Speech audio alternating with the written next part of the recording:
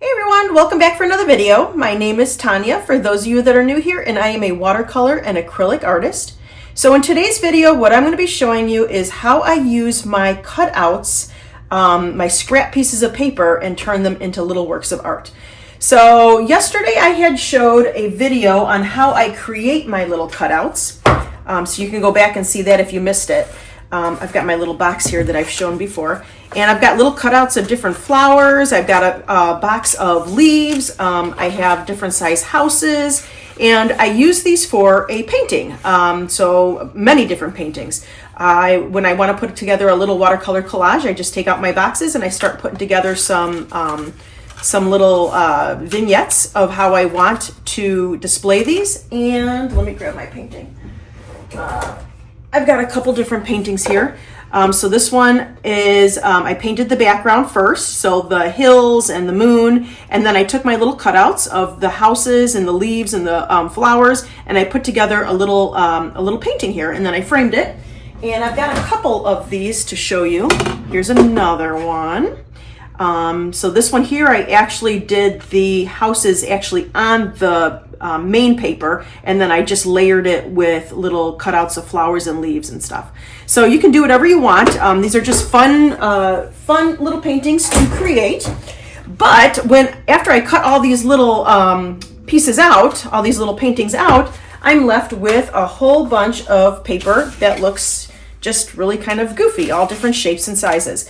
Now, if you buy really good watercolor paper, you know that you want to use like every little square inch of the paper. You don't want to throw it out.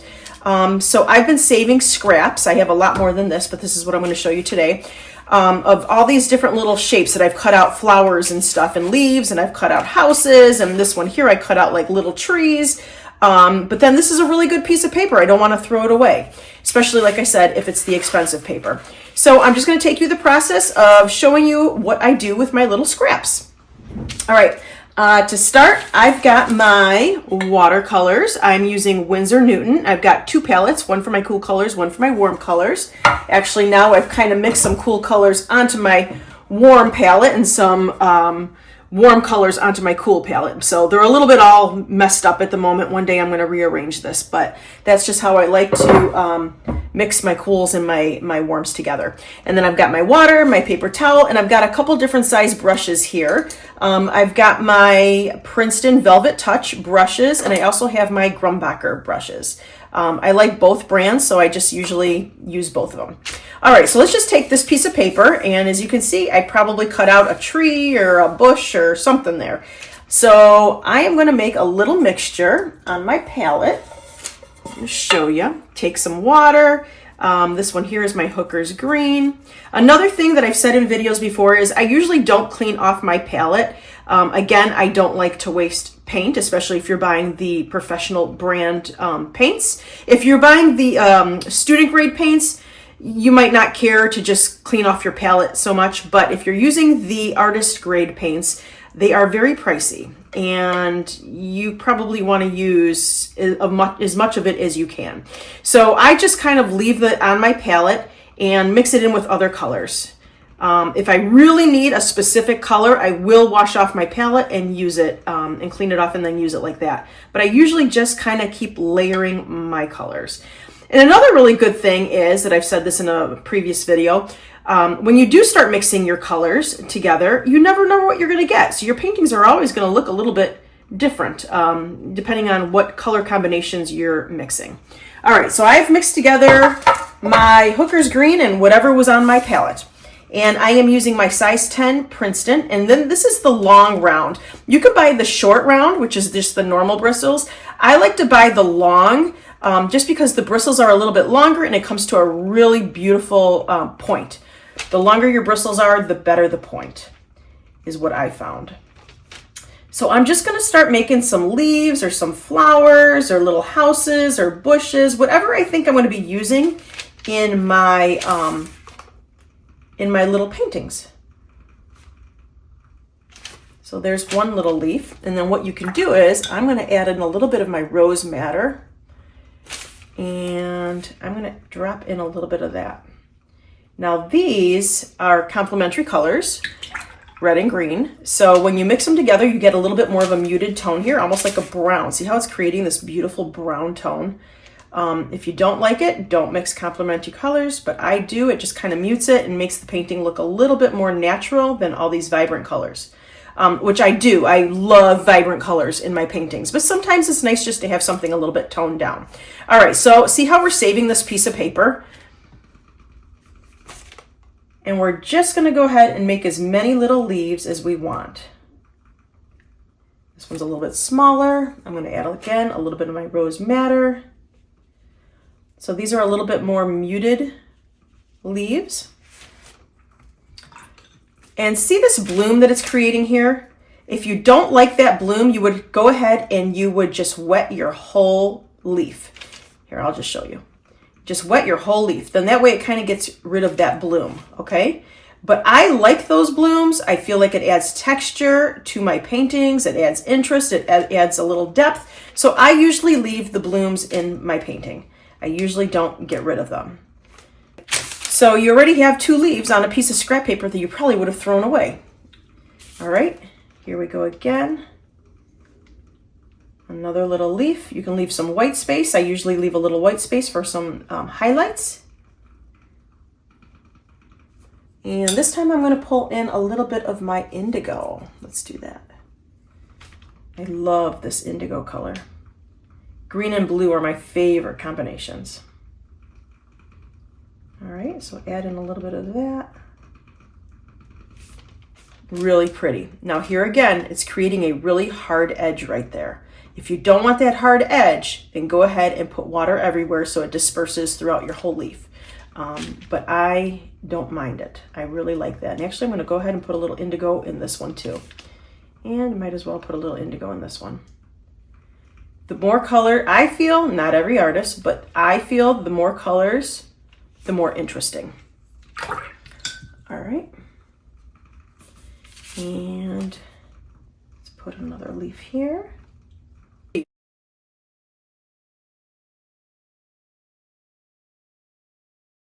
All right, really pretty. Look at that. We just got 4 beautiful leaves that we would have just never had. We would have just thrown this piece away. All right, we're gonna put that aside. We'll grab this one, and I'm kind of on a leaf kick, so I'm gonna keep doing some leaves here. Then I'm gonna move on to some flowers. Leaves are a lot easier and they go faster than flowers, depending on what kind of flower you're painting.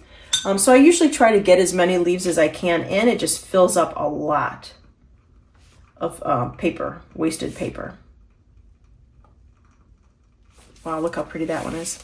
I might tone that down in a minute. If it starts to dry a little too dark, I may tone it down. Let's put another one here. This one's got more just the indigo on it.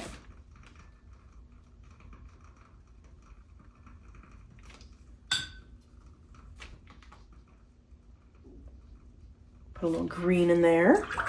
All right, I'm gonna lift a little bit of this just because it's a little too dark down there. And actually, I'm using my painting as a palette, and I'll show you how. Instead of wiping it off on my paper towel, I just take that paint that I just lifted, and I just make another little leaf. So there again, that's saving a little bit of paint.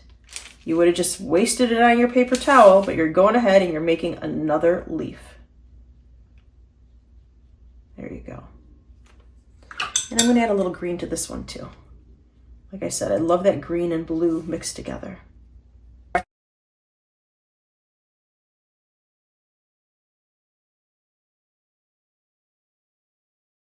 Perfect. All right, look at that. Out of 2 pieces of scrap paper that would have ended up in the garbage, I have, let's see, 1, 2, 3, 4, 5, 6, 7, 8, 9, 10. I have 10 leaves, perfectly beautiful leaves that I would have just thrown out the paper. All right, let's go on to some, ooh, this is a good one for houses. Since this is a nice and rectangle scrap, I think a nice house would be good in here. All right, let's move to, I'm gonna just stick with my 10 long. And I've got a mixture here.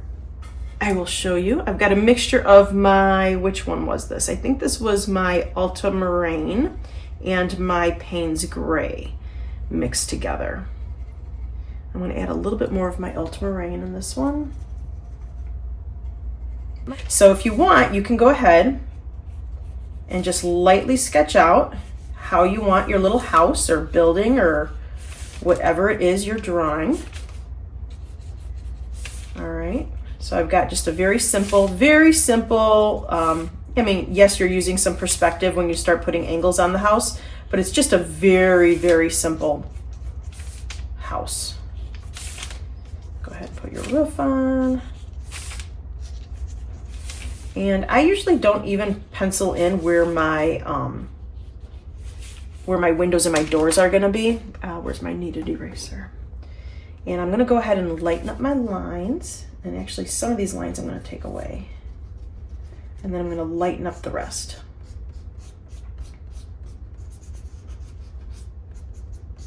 Okay, and my brush, I already had that mixture on here. So I'm just gonna go ahead and start kind of outlining my roof. Here again, like the leaves, if you wanna leave some white space for some highlight on your roof, definitely go ahead and do that.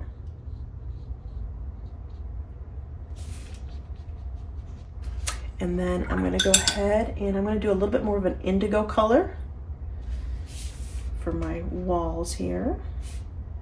Now, I usually have my houses white with like colored doors or shutters on the windows. If you feel like you want a more vibrant, colorful house, definitely. I just feel like the paintings that I do, all the flowers and stuff in the hills and all that, I just feel like there is enough vibrancy in my paintings that sometimes it's nice just to have a toned down house. That's why I do my houses nice and white. Okay, so I made it bleed on purpose here. I touched the roof, I made it bleed on purpose because I want to create a shadow. All right, here again, I'm going to hit my roof. I want a little bit of a shadow. You could do this when the roof is dry also. You don't have to do it when it's wet. There. All right, I'm going to let this dry before I do the windows and the doors. Let's go on to another house, maybe one facing this way. Actually, I want to do a tall house. You never know when you're going to really need a tall one. All right, I'm going to take that same indigo, very light indigo, and there was a little bit of green on my palette, and it mixed in with the green, which is totally fine. I'm getting this beautiful grayed down bluish color. Now this is just to create some shadows on my house. I'm not trying to fill in my house and make it a blue house. I'm just trying to create some shadows. I'm going to take a little bit more of my Payne's Gray, and I'm going to come in with more Payne's Gray on my roof here. I like deeper roofs. I do like that underlayment of the blue first. Then I do come in and I darken it.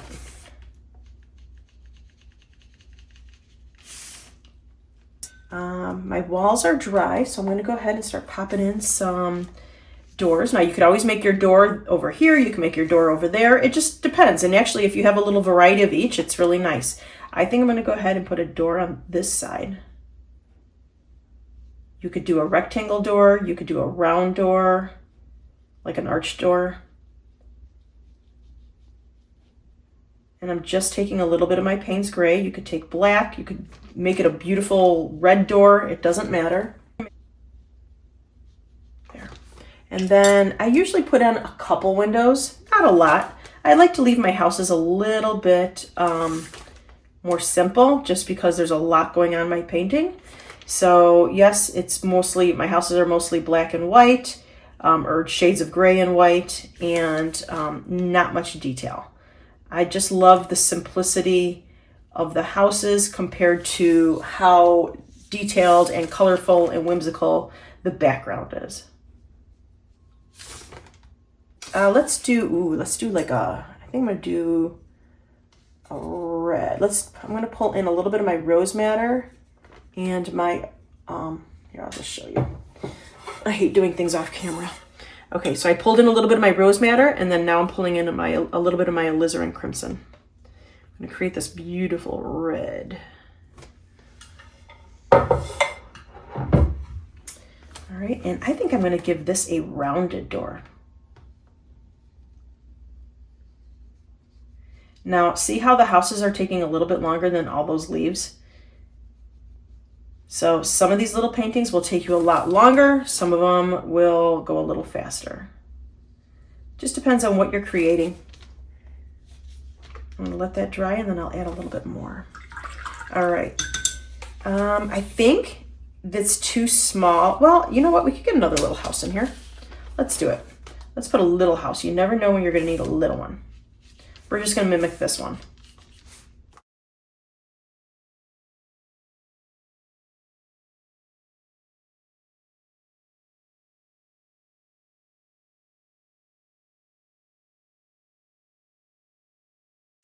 And we can always add in a small one here too.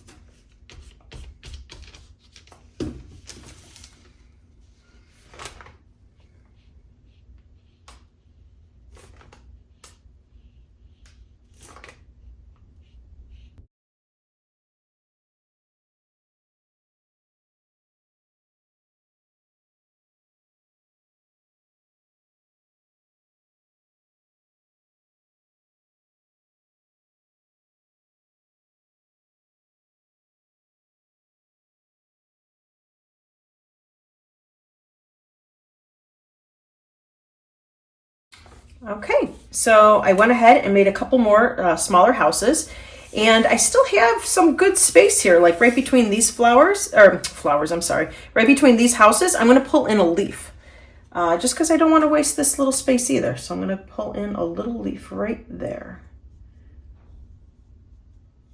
And then let's see, now that I'm doing that, I feel like I could pull in another leaf right here. And I'm going to add a little blue in there.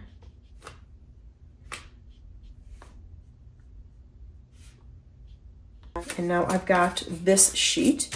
And let's do some flowers. I'm going to pull in, let's see, let's go ahead and use that red that we had used for our front door. So this is alizarin crimson and rose madder. You could do any flowers you want. I'm just going to do really generic, like 5 or 6 petal flowers, leaving a little bit of white space in there.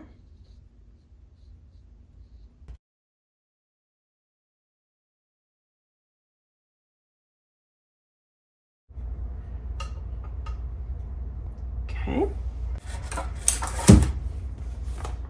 And let's do a different flower.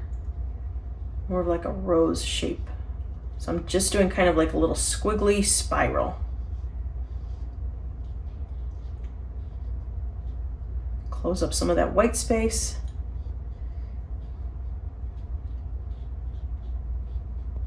Make it as big as you want.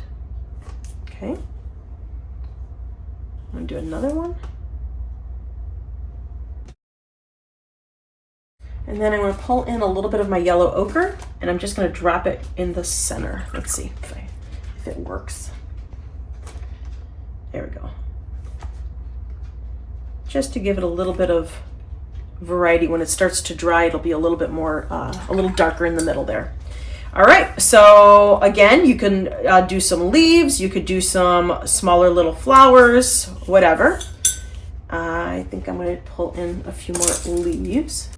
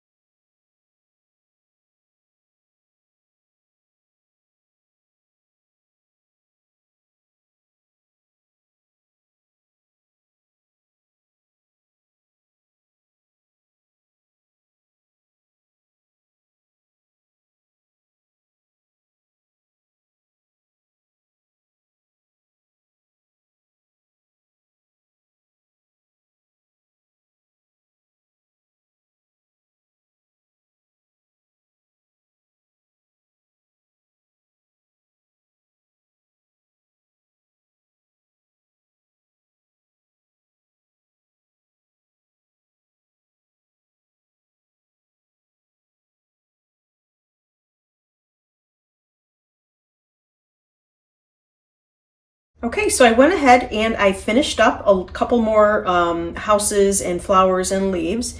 And I'm gonna go ahead and still try to make a little bit of some details and lightening up things, darkening up things. So I'm not completely done with these, but I wanted to show you how you can save your scraps and still make beautiful art. So here again, I've got 1, 2, 3, 4, 5, 6, 7 houses and a ton of leaves and flowers. So this is all paper that I would have thrown away, and now I can cut them out and add them to beautiful future paintings. So I hope you enjoyed this video, and if you did, please give me a thumbs up, make a comment in the comment section, and please let me know if you want more videos like this one, and don't forget to subscribe. Thanks. Have a great day. Bye.